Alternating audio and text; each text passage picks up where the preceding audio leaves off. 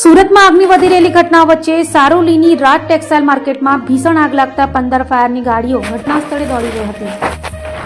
સુરત શહેરના સારોલી વિસ્તારમાં આવેલી રાજ ટેક્સટાઇલ માર્કેટમાં બુધવારની સવારે અચાનક આગ ભભૂકી ઉઠતા સમગ્ર વિસ્તારમાં ભય અને અફરાતફરીનો માહોલ સર્જાયો હતો। માર્કેટની બિલ્ડિંગમાંથી ઘાટો ધુમાડો નીકળવા લાગતા વેપારીઓ અને કામદારો તાત્કાલિક બહાર દોડી આવ્યા, જેના કારણે મોટી જાનહાનિ ટળી ગઈ હતી। તો ઘટના અંગે જાણ થતાં જ ફાયર વિભાગ સક્રિય બન્યો અને 4 જુદા જુદા ફાયર સ્ટેશનમાંથી કુલ 15 ફાયર ફાઇટર ગાડીઓ સ્થળ પર પહોંચી ગઈ હતી। આગ બિલ્ડિંગના 11મા માળે લાગી હતી, જ્યાં કપડાના ગોડાઉન અને વિવિધ વ્યાપારી ઓફિસો આવેલી છે।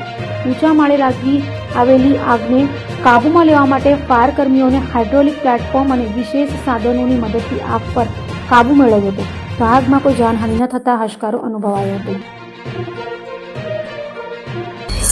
आपको नाम कई मार्केट है, कया विस्तार के कया मारे आग लगी?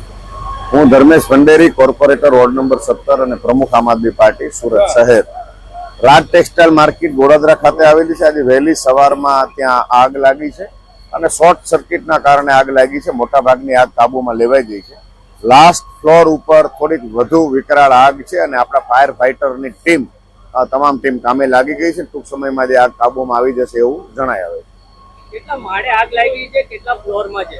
ત્રીજા માળેથી આગ લાગવાની શોર્ટ સર્કિટમાં શરૂઆત થઈ હતી, લાસ્ટ ફ્લોર ઉપર ગઈ હતી અને ત્રીજા માળેથી બધેથી આગ કાબુમાં લેતા આપણા ફાયર ફાઇટરની આખી ટીમ ફાયર ટીમ છેલ્લે સુધી લાસ્ટ ફ્લોર સુધી પહોંચી ગઈ છે। લાસ્ટ ફ્લોર ઉપર જ અત્યારે હવે આગ છે, બાકીની બધી આગ કાબુમાં આવી ગઈ છે। અહીં કોઈ જાનહાનિ થઈ હોય એવા કોઈ સમાચાર નથી। વહેલી સવાર હોવાના કારણે હજી માર્કેટમાં કોઈ આવ્યું જ હોતું નથી, એટલે જેના કારણે જાનહાનિ નથી થઈ એ ઈશ્વરની કૃપા છે।